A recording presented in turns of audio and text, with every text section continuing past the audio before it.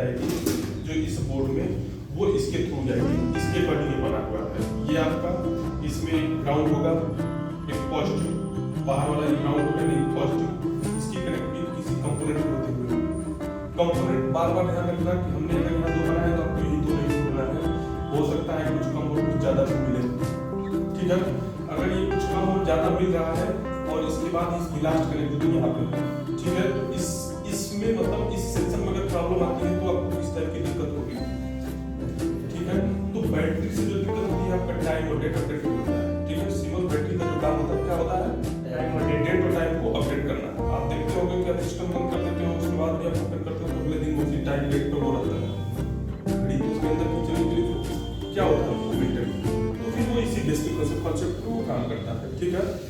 तो यहाँ पे लिख लो प्रॉब्लम हेडिंग डालो, लिखो प्रॉब्लम, लिखो time and date not update.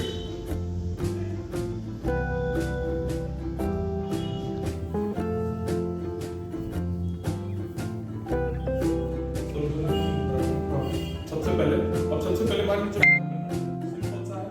सबसे पहले बैटरी को चेक करेंगे बैटरी को चेक करेंगे 3 वोल्ट।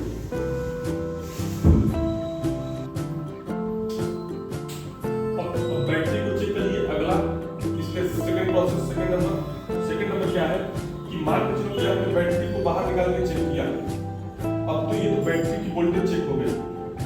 दोबारा क्या करना है कि कुछ बैटरी ओके है तो इसके अंदर इनपुट कर देना। बैटरी लगाने के बाद इसके बैक साइड कनेक्टर जो इसकी 2 पिनें होंगी ना, ये जैसे ये इधर बैक साइड लगा हुआ है इधर, ये तो इसके बैक साइड में ये देखो ये दोनों पिन लगी है। क्यों चेक करेंगे कि हो सकता है कि इस बैटरी कनेक्टर में प्रॉब्लम हो, तो बैटरी की जो वोल्टेज है वही वोल्टेज स्पीड बनी चाहिए, थोड़ा बहुत कम जाता है, ठीक है। बैटरी कनेक्टर के बैक साइड बैटरी की वोल्टेज को चेक करेंगे। दूसरा नंबर